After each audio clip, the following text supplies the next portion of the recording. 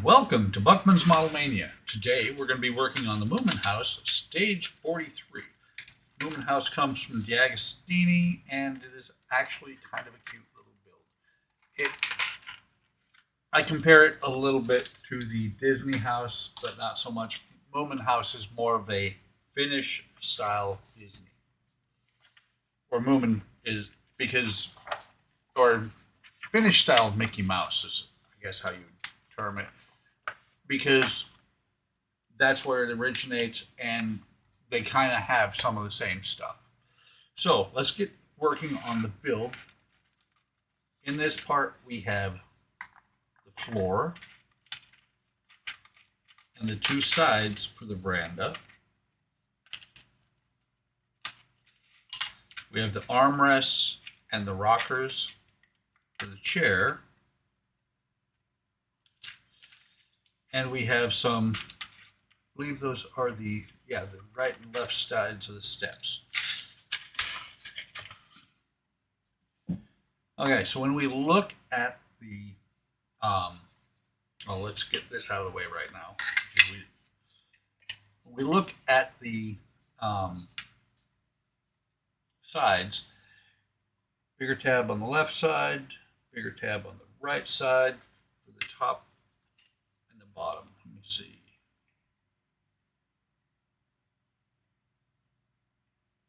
Left and right side. Okay, top and bottom. So on the left side, you have the bigger tab on the left, so it's going to go on here like this. With the larger tab towards the back, as you can see, smaller and larger holes in the back. So let's go ahead and see if we can get this glued on here.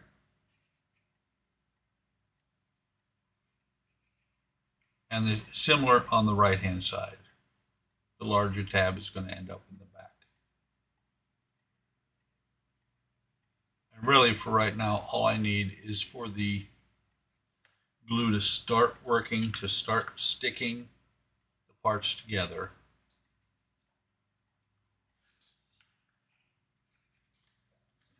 Set this down like that. Hopefully I didn't just glue it to the bench.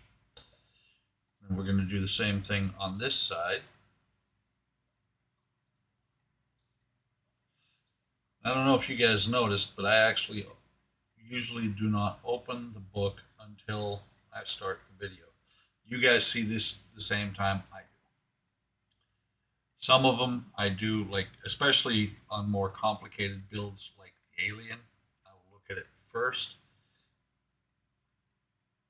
Oh, interesting. Instead of going straight to putting the top on, it wants you to glue the tabs left and right for glue the tabs for the stairs left and right. And pretty much it's pretty obvious which side each one goes on. Make sure. So a little bit of glue on the side of this tab. And then on the back here. Careful not to knock the sides of the veranda off because they are still drying. Nice thing about white glue is it will dry clear, and as long as I have the glue where it overflows on the inside, it's not going to matter at all. I'll show you what I mean before I put this side on. There's some excess glue there, not so much there. So slip this on here. And again, a little bit on the outside, a lot more on towards the inside. Make sure everything is lining up flat.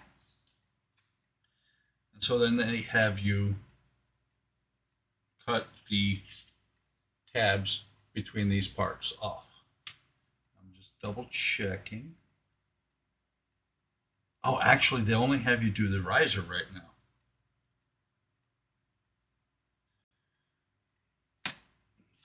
So let me get this cut loose. This is set aside for later. And sanding the little or the nub there from where it was attached to the other parts. And then I'm going to, let's see, does that go between or against it? Looks like it goes against. Yeah. Kind of surprising actually, because you would think if we did the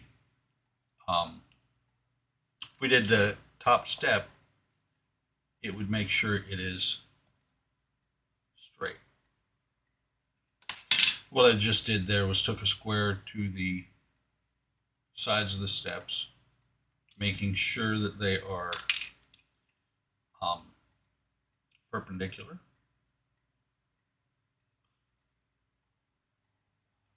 So I'm setting this on here, make sure everything is still square.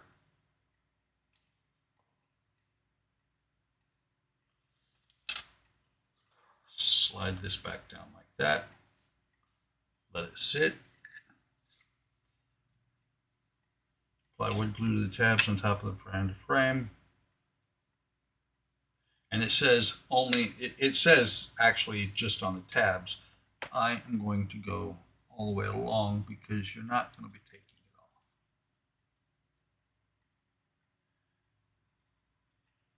And it's just a small line so that it doesn't squish out all over the outside of the veranda.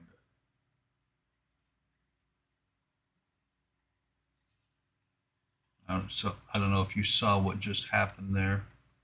It actually separated on the bottom there as I was putting the glue on.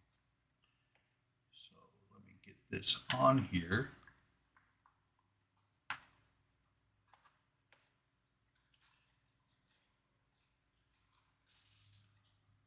And it is almost not wanting to go on right.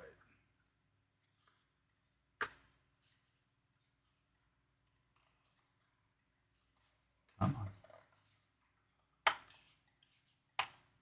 Should have dry fit it, but I didn't. So push this down.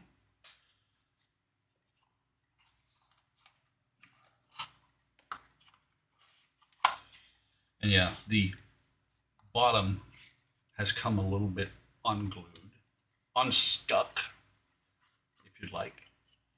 So I'm going to run a bead of glue in here.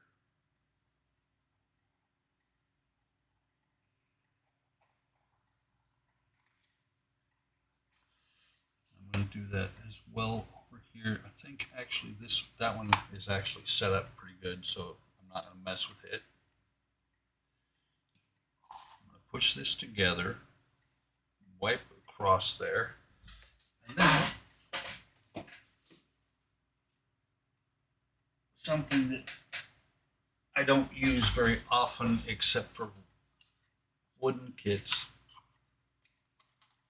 I just push the floor a little bit.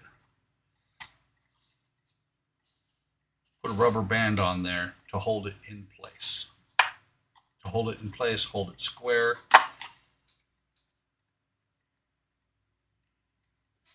Let's go ahead and put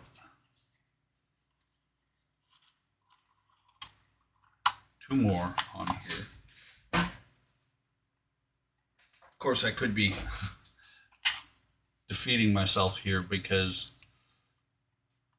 I don't want the bottom, the base, to get pulled up, but I do want the front to be pulled down. So we're going to let that be. That looks, it was a little bit pushed down here. That looks good. Should be okay once it dries. And it says you have the two slots here, or the two pieces here still left over, but it does show them cut apart, so I will go ahead and separate them now because pretty sure in the next stage or next issue, they'll be put on, and I can just set them in place for right now. They'll be put on here. Actually, we're going to not use that one that has the tabs. One's going to go up here, and the other one is going to go on the next step below. So I'm just going to set them in place. Actually, it's going to go here. It has to. Because this one is not deep enough.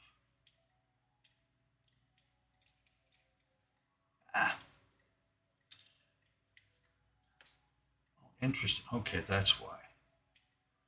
There's actually a little bit of a cutout there to keep it from going too far back.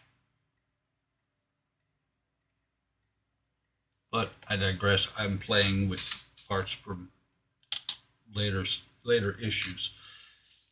So next thing we got to do is get the armrests cut out and the rockers. And I don't mean the wrestlers, the rockers. Dum-dum. Sorry, anybody who does not pay attention to wrestling at all. Again, we have the little tabs there. Quick sanding.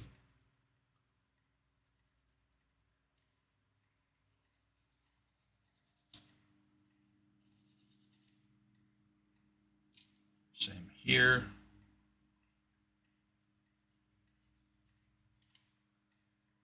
I kind of like the unfinished look. I'm not sure.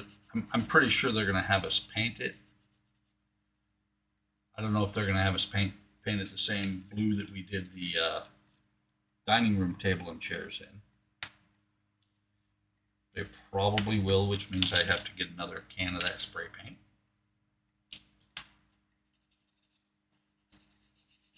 You might see that I'm, based on how well the sanding stick is doing, I do flip the sanding stick over just so that I can take off the slightest bit of material. I don't want to take a bunch off. I just want to take enough off to get rid of the nub that was left behind when I cut it out of the template. So yeah, they actually have you paint it white. I'm not going to hand paint it because hand painting does not work very well with this stuff. What I'll do is off screen, I will paint it white with spray paint.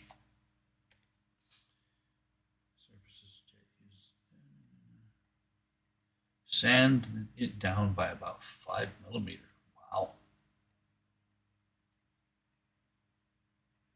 Not going to do that. Don't think I need to, at least. So we're going to take the rocker itself and we're going to set it into, we're going to take the chair and set it into the rockers. We're going to glue it in there just like that. And we're going to, one thing we need to make sure we do is get the legs straight in here so the edges should not stick out. Stick this on here, fit in there really nicely.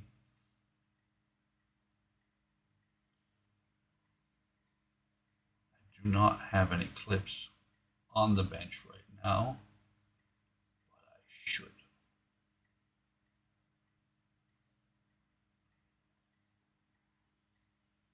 Although it doesn't take that long for the white glue to start setting up. Just like that. You can see it doesn't stick out. So rather than setting it on the rocker right now, on the rockers, I'm going to get this one on.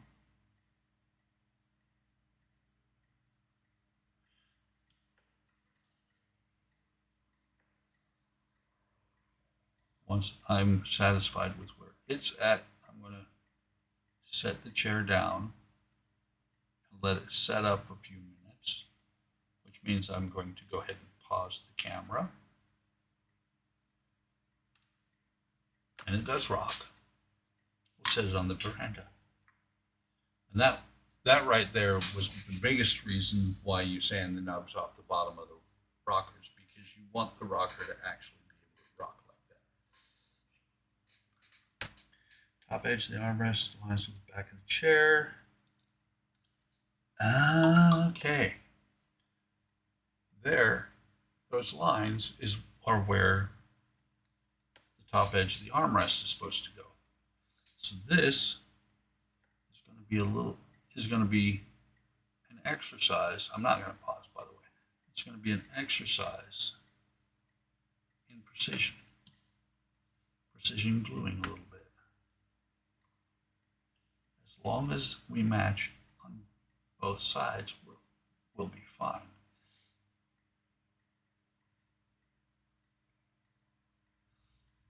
Like that, kind of. I see what they're talking about. Yeah. Wipe that glue off. I see what they're talking about. They didn't make it clear using sandpaper. You want to sand it down just a hair on the inside edge so that it'll actually line up better. Let me see. It says sand it down, the edge down by about 5 millimeters. It means by about a half a millimeter.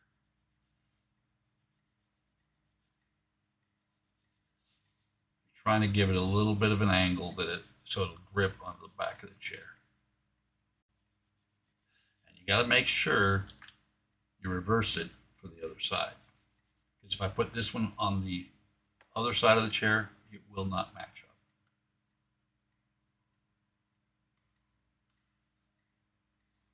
Put the glue on here again.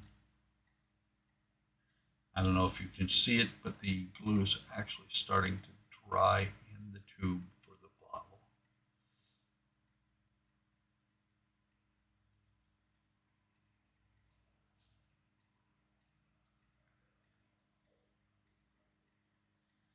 Yeah, see, if I put it on straight, it doesn't line up. So it goes on there kind of like that.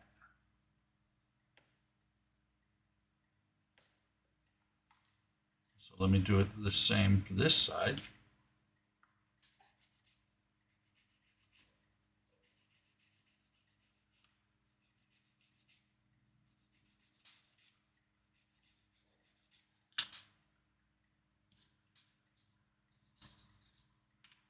Okay, put a little bit of glue back here. A little bit of glue right here. Gently, ever so gently. By the way, the rocking chair is actually pretty well set in place. And I'm an idiot because I just sanded that arm the wrong way. But we'll deal with it.